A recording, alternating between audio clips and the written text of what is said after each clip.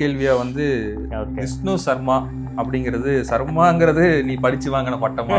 அசைவ படையல் அந்த காலத்துல சமணர்கள் தடுத்ததாகவே இருக்கட்டும், இப்போ சமணர்கள் இல்லையே, இப்போ தடுக்கிறது யாரு?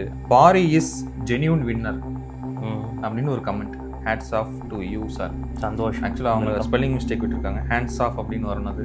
பறையர் என்று சொல்லும் இடத்தில் இவர்கள் குறவர் என்று பூத்துக்கிறார்கள் அப்படின்னு ஒருத்தர் கமெண்ட் பண்ணியிருக்காரு. சைவ வைணவ சண்டையில வந்து இந்த மாதிரி உள்ள வந்துருச்சு அப்படிங்கிறத நம்ம பார்க்கலாமா? தமிழ் மொழியில் பேசி தமிழை இழிவு செய்ய முயலும் இவர்கள் யார்?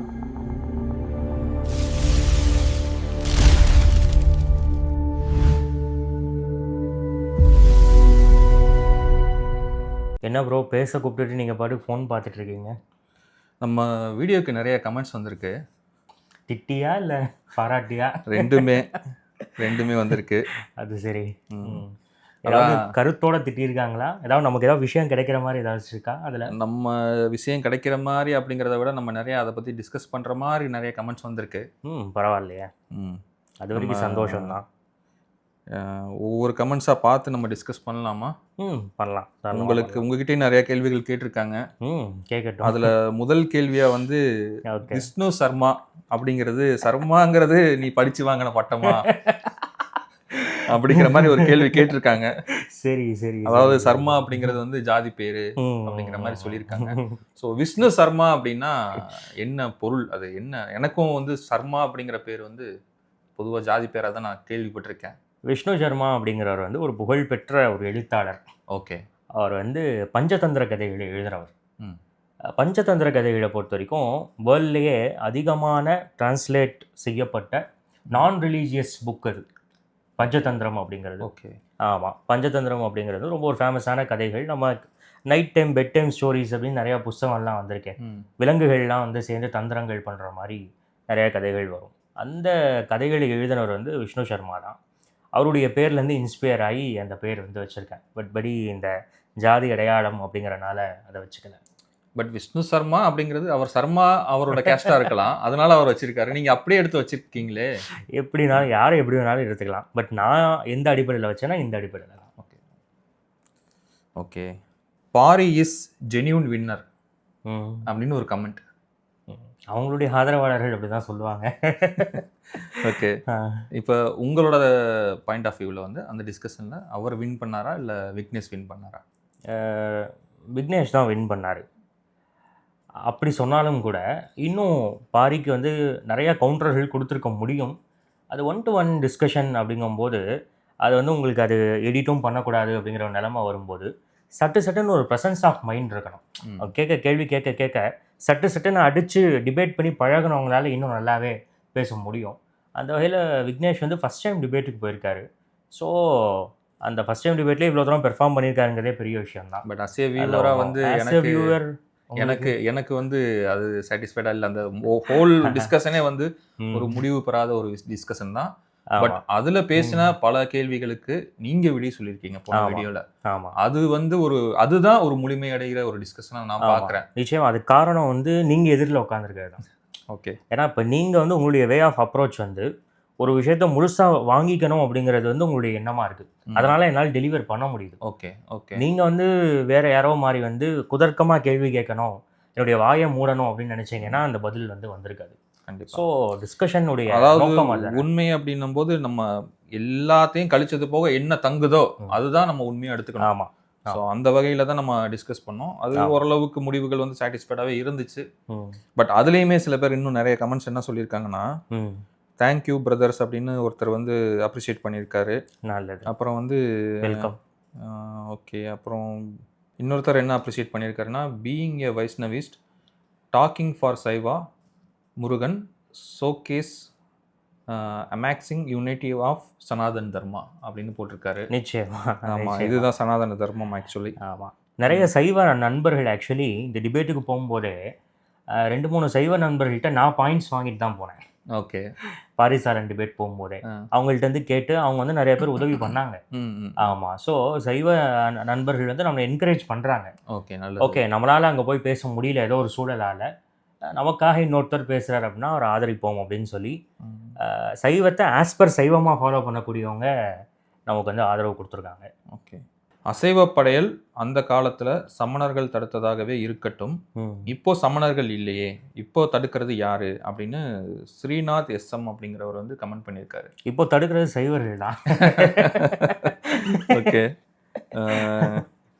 ஓகே அதுக்கு வந்து நம்ம நிறைய டீட்டெயிலாக டிஸ்கஷன் பண்ணியிருந்தோம் நம்ம நான் வீடியோ. வேடிக்கையாக சொன்னேன். ஓகே அதான் சொல்லிட்டேன். அது ஆகம கோயில் அப்படின்னு சொல்லும்போது ஆகமத்துக்கு உட்பட்டு தான் நம்ம பண்ண முடியும். ஓகே இப்பயும் குறவர்கள் வந்து தங்களுடைய மலைப்பகுதிகளில் தங்களுக்கான முருகனுக்கு பலி கொடுக்குறாங்கன்னா அதை யாரும் போய் தடுக்க போகிறதில்ல. அதை பற்றி நம்ம கேள்வியாவது பட்டிருக்கோமா? இல்லை. ஸோ அவங்க அந்த போய் பண்ணியிருக்கட்டும். நம்மளுடைய ஆகம கோயிலில் பண்ணக்கூடாது அப்படின்னு சைவம் சொல்லுது. சைவ சித்தாந்தம் என்ன சொல்லுதோ, சைவ சாஸ்திரங்கள் சொல்லுதோ, அதை தான் நம்ம கேட்டு நடக்க முடியும். ஆகமம் என்ன சொல்லுதோ அதை தான் நம்ம அந்த கோயிலில் ஃபாலோ பண்ண முடியும். ஓகே இப்போ நீங்கள் வந்து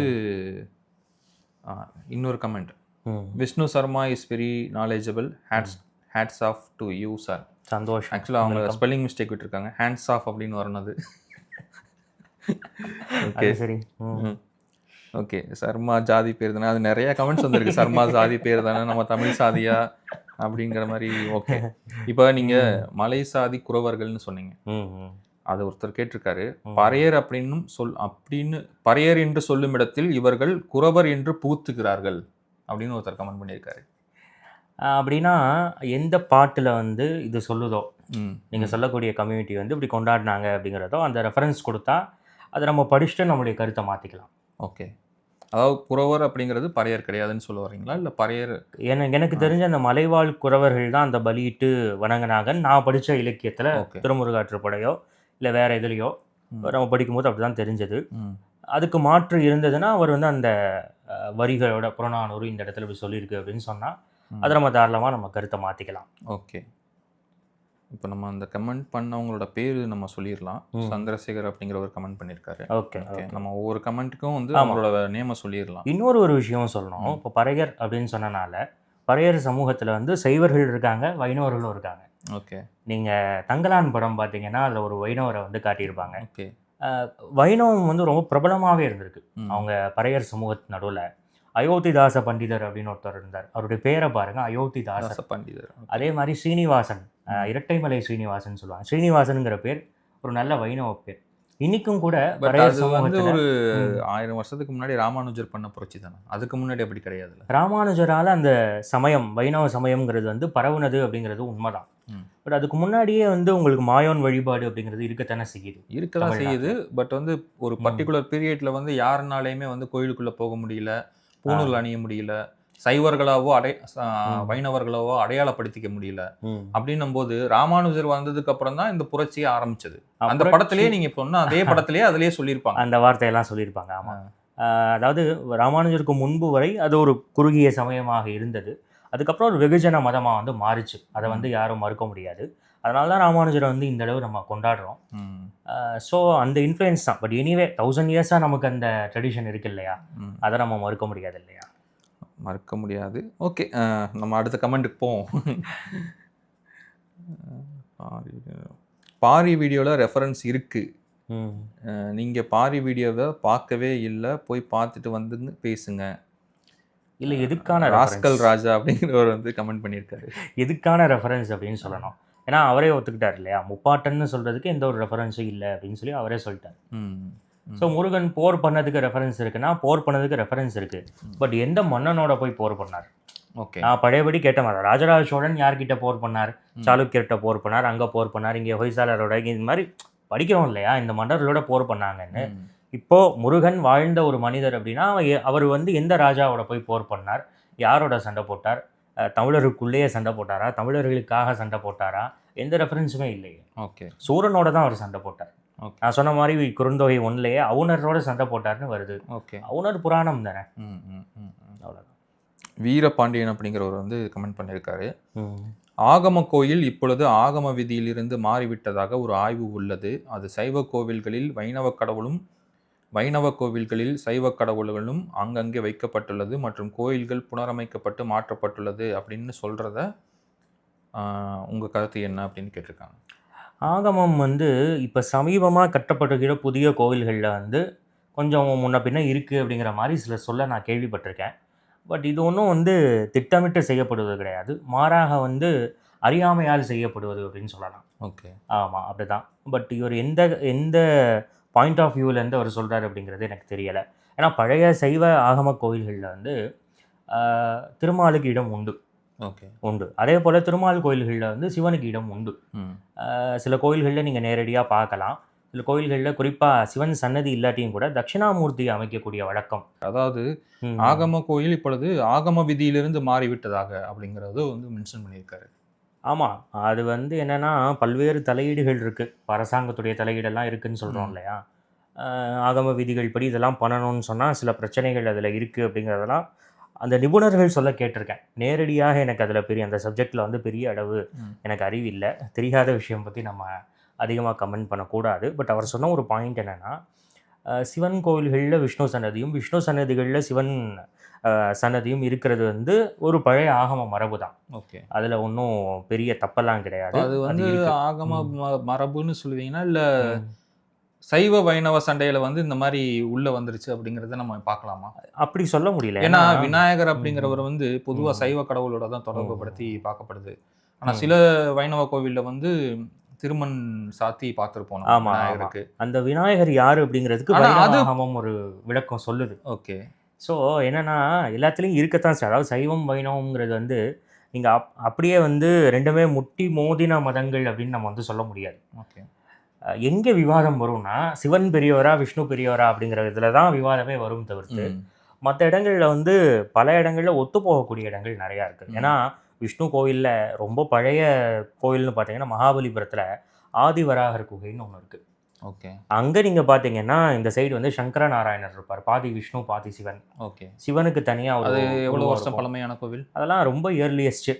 சிம்ம விஷ்ணுவுடைய காலம்னா நீங்கள் 1500 வருஷம். கோவில் கட்ட ஸ்டார்ட் பண்ண எறாலேயே ஓகே உங்களுக்கு வந்து அங்கே விஷ்ணு துர்கையெல்லாம் இருக்காங்க.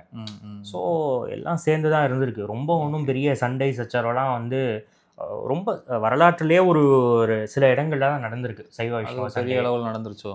பெரிய அளவில் எதுவும் நடக்கலை. அதாவது நான் சொன்னேன் மொத்தமே அந்த ரெண்டாம் படத்துலலாம் பார்த்தீங்கன்னா பயங்கரமாக பண்ணுவாங்க. அந்த 2ஆம் குலோத்துங்கனுடைய டைமில் இன்னும் சில நேரங்களில் அந்த மாதிரி நடந்திருக்கு.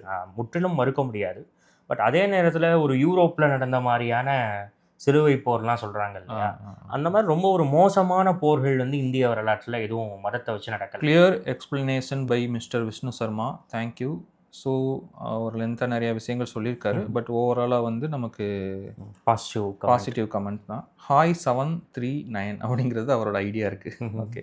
இவர் கார்த்திக் 2719 அப்படிங்கிறவர் வந்து கமெண்ட் பண்ணியிருக்காரு.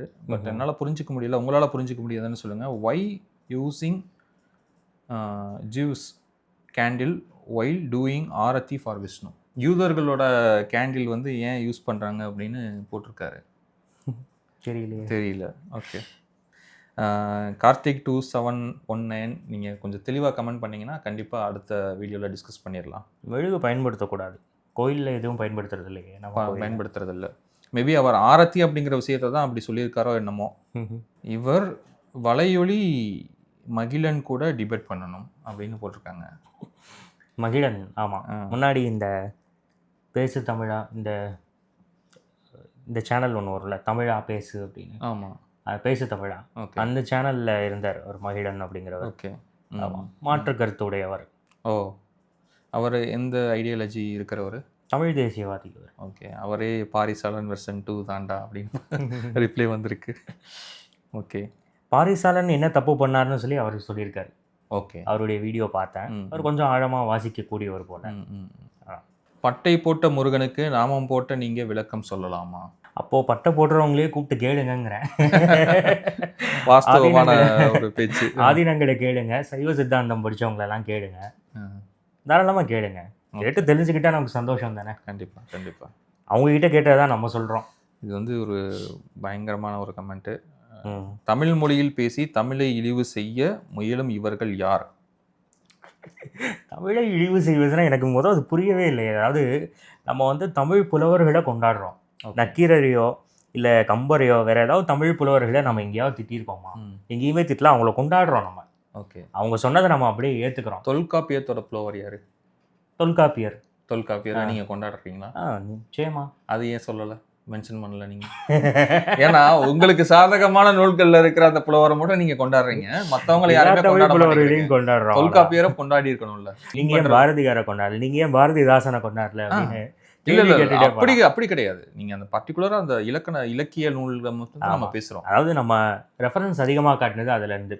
ஸோ அதனால அவங்களுடைய பேரை சொன்னேன். எல்லா தமிழ் புலவர்களையும் கொண்டாடுறோம். ஏன்னா தமிழ் புலவர்கள் வந்து என்ன எழுதியிருக்காங்க, நம்ம அவங்க சொன்னதான் கொண்டாடுறீங்களா? நிச்சயமா. அவரு ஒரு வைணவர் வேறங்க, அவர் எப்படி கொண்டாடாம இருக்க முடியும்? பட் வந்து இவர் சொன்ன கமெண்ட் வந்து ஏற்புடையது கிடையாது தான். அது வந்து நமக்கு எந்த ஒரு இழிவுபடுத்தலையே, அது எப்படி இழிவுபடுத்த முடியும்? இழிவுபடுத்துறோம்னா என்னன்னு சொல்லுங்க, எனக்கு புரியவே இல்லை. அதாவது அவங்கள ஏத்துக்க மாட்டோம், அவங்களாம் ஆரிய அடிமைகள்னு சொல்றவங்க தான் தமிழை இழிவுபடுத்துறாங்க. ஓகே, அது தமிழ் முன்னோர்கள் எல்லாம் முட்டாள்கள்னு யாரு சொன்னது? நம்ம சொல்லலையே, நம்ம எதிர்த்தரப்பு தான் சொல்லிட்டு இருக்கு.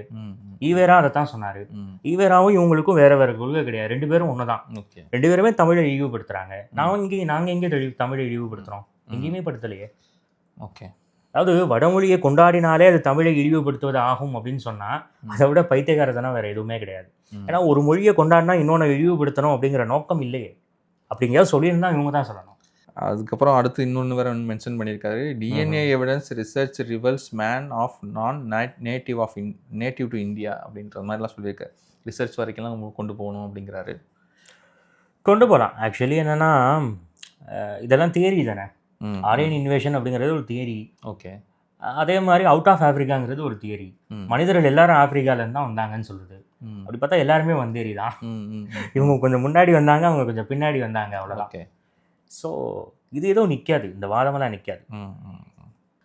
மலையன் 500 டைகர் அப்படிங்கிறவர் வந்து ஒரு கமெண்ட் பண்ணியிருக்காரு. Saivam or asaivam does not prove arrival of Aryan. People change eating habit and prayer habit according to spiritual growth. Vallalar, Pamban Swamigal, Variyar, all spiritual teacher don't preach saivam food based on Aryan invasion.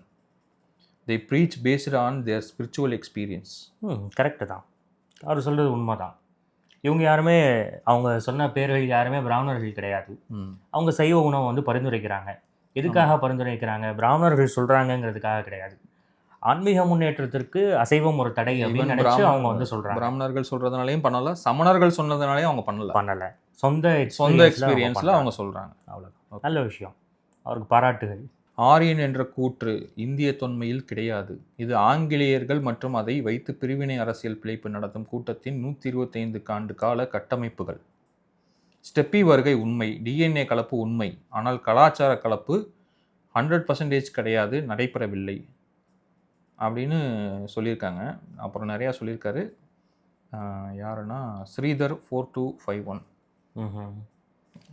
அதாவது இது என்னன்னா, எனக்கு என்ன தோணுதுன்னா, அந்த கமெண்ட் படிக்கும்போது ஆரியர்கள் வந்திருக்காங்க, ஸ்டெப்பி வருகை உண்மை, டிஎன்ஏ கலப்பு உண்மை, ஆனால் கலாச்சார கலப்பு கிடையாது அப்படின்னா அது எப்படி நீங்கள் ஒத்துக்கிறீங்களா? அது எப்படி சொல்ல முடியும்? அது இதுக்கெலாம் ஒரு முடிவே கிடையாது. நமக்கு வந்து ரிட்டர்ன் ரெக்கார்ட்ஸ் வச்சு தான் வந்து நம்ம பேச முடியும். எது ஆரியர்கள் அங்கேருந்து ஸ்டிபிலேருந்து எடுத்துகிட்டு வந்த கலாச்சாரங்கிறது நமக்கு தெரியுமா? தெரியலையே. ஓகே, அப்போது இதை வச்சு நம்ம ஒரு டிபேட்டுக்கே வர முடியாது. பட் இது வேணால் உண்மையாக இருக்கலாம். நீங்கள் சொன்ன மாதிரி இதெல்லாம் தியரி தானே. முன்னாடியே சொன்ன மாதிரி ஸ்டிபிலேருந்து யாரோ வந்தாங்க அப்படின்னு சொன்னால் எல்லா மனிதர்களுமே ஆப்பிரிக்காலேருந்து வந்தாங்கன்னு ஒரு தியரி இருக்கே. ஓகே, எல்லாருமே வந்தேரி ஆயிடுவாங்க. ஸோ இது டிபேட்டுக்கே இந்த விஷயத்தை கொண்டு வரவே முடியாது. ஆரியன் இன்வேஷன் மாதிரி திராவிடியன் இன்வேஷன் சொல்லிட்டு இன்னொரு தியரி இருக்குது. ஆமாம் ஆமாம், அது வந்து ஒரு கால்டுவெல் அவர் எழுதியிருக்காருன்னா அதுக்கு முன்னாடியே ஒருத்தர் எழுதியிருக்காரு. ஆமாம் ஆமாம், அதாவது கிட்டத்தட்ட அந்த சுமேரியா சைட்லேருந்து வந்தாங்க அப்படிங்கிற மாதிரி ஒரு தியரி இருக்குது. ஸோ அந்த தியரி இப்படியே போச்சு அப்படின்னா கடைசி எல்லாரும் ஆப்பிரிக்கா குரங்குலேருந்து வந்தவங்க தான். ஓகே, ஸோ இது ஒரு டிபேட்டுக்கு வராது. இதை தவறுன்னு சொல்ல முடியாது. அந்த காலத்தில் மைக்ரேஷனுங்கிறது நடக்கக்கூடிய ஒரு விஷயம் தான், இயற்கையாக நடக்கக்கூடியது ஒன்று. கண்டிப்பாக. இப்போ நீங்கள் சொல்கிற மாதிரி அந்த காலத்தில் மைக்ரேஷன் நடக்கிற மாதிரி இப்போயும் நடக்குது. ஓகேவா? இப்போ ஒருத்தர் வந்து கமெண்ட் பண்ணியிருக்காரு, கோபால் 7436 அப்படிங்கிறவர் ஒரு வீடியோ லிங்க்கை கமெண்ட் பண்ணியிருக்காரு. அந்த வீடியோ நான் பார்த்துட்டேன். அந்த வீடியோவில் வந்து ஒரு 10 நிமிஷம் பேசியிருக்காரு. என்ன இப்போ சொல்லியிருக்காருன்னா, திருநெல்வேலி சைடில் வந்து ஒரு 25 வருஷத்துக்கு முன்னாடி வரைக்கும் சுடலை மாடன் கோவிலில் வந்து ரொம்ப சிம்பிளாக வந்து வேட்டைக்கு போகிறது அந்த மாதிரிலாம் வந்து நடந்துக்கிட்டு இருந்துச்சு ஒரு நாட்டு பண்பாட்டு முறையில். 25 வருஷம் கழிச்சு இப்போ இப்போ அந்த கோவிலில் அந்த கொடை விழான்னு சொல்கிறாங்க. ம்ஹும். அந்த கொடை விழாவில் வந்து நடக்கிறப்ப கோவில் கும்பாசகம் வைக்கிறாங்க, வேள்வி நடத்துகிறாங்க, யாகம் நடத்துகிறாங்க. அப்போ 25 வருஷத்தில் வந்து எப்படி மாறி போயிடுச்சு. சுடலை மாடன் அப்படிங்கிறவர் வந்து சிவனோட தொடர்பு படுத்துகிறாங்க. சிவனோட அவதாரம் தான் சுடலை மாடன் அப்படின்னு சொல்கிறாங்க. ஸோ இந்த மாதிரி தான் இதை அடிப்படையாக வச்சு இப்போ கரண்ட் சுச்சுவேஷனில் நடக்கிற ஒரு விஷயத்தை அடிப்படையாக வச்சு அவர் வந்து டிபேட் பண்ணுறாரு. எதை வந்து இப்படிதான் முன்னாடியே நடந்திருக்கும் அப்படிங்கிறத சொல்கிறாரு. ஆமாம், இது அந்த மக்கள் விரும்பி பண்ணாங்களா இல்லை வந்து அவங்களுக்கு விருப்பத்துக்கு எதிராக பண்ணாங்களாங்கிறது தான் அந்த விஷயம். அதை மக்கள் விரும்பி பண்ணியிருந்தால் அதில் என்ன தப்பு? அதை கும்பிடக்கூடிய மக்கள் அந்த தெய்வத்தை வந்து சிவன் அம்சமாக பார்க்குறாங்க அப்படின்னா அதை யாரும் எப்படி தப்பு சொல்ல முடியும்? ஓகே, தப்பு சொல்ல முடியாது. இப்போ வந்து எனக்கு இப்போ பிடிக்கல, என்னோட முருகனை நான் தனியாக திரும்ப கொண்டு போக போகிறேன். அது வந்து அந்த காலத்து மக்கள் பண்ணிட்டாங்க, எனக்கு இப்போ பிடிக்கல. அதான் ஒரு விருப்பம். அவங்கவுங்க வீட்டில் அவங்க என்ன வேணால் பண்ணிக்கலாம்.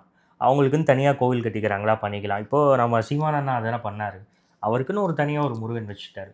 எதுக்குங்க வம்பு, இவங்களோட போய் எதுக்கு சண்டை போட்டு அப்படின்னு சொல்லி அவருடைய வீட்டுக்கு முன்னாடி ஒரு குடில் வச்சு அவர் பாட்டு கும்பிட்டுட்டு இருக்காரு. யாரும் எதுவும் கேட்கல.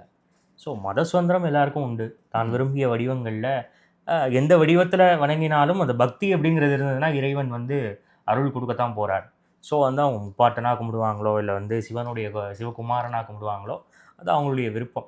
பட் ஒட்டு மொத்தமாக நீங்கள் எல்லோரும் இதை தான் ஃபாலோ பண்ணணும் அப்படின்னு இன்னொருத்தவங்க மேலே இம்போஸ் பண்ணும்போது அவங்க கேள்வி கேட்கத்தான் செய்வாங்க. அதுக்கு வந்து விளக்கம் சொல்லி தான் ஆகணும். ஸோ ஓவராலாக பார்த்தோம் அப்படின்னா நிறைய நெகட்டிவ் கமெண்ட்டுன்னு சொல்ல முடியாது. அவங்களோட தாட்டை வந்து அவங்க ஷேர் பண்ணியிருக்காங்க. நிறைய பாசிட்டிவ் கமெண்ட்ஸும் வந்திருக்கு. ஸோ தொடர்ந்து வீடியோவை வந்து பார்த்து சப்போர்ட் பண்ணுங்கள், நிறைய ஆதரவு கொடுங்க. இதே போல் நிறைய டிஸ்கஷன் வந்து நம்ம சேனலில் நம்ம தொடர்ந்து பண்ணத்தான் போகிறோம். ஸோ சப்ஸ்கிரைப் பண்ணிக்கோங்க, லைக் பண்ணுங்கள், உங்களோட ஃப்ரெண்ட்ஸ் சர்க்கிளில் ஷேர் பண்ணுங்கள். தேங்க்யூ.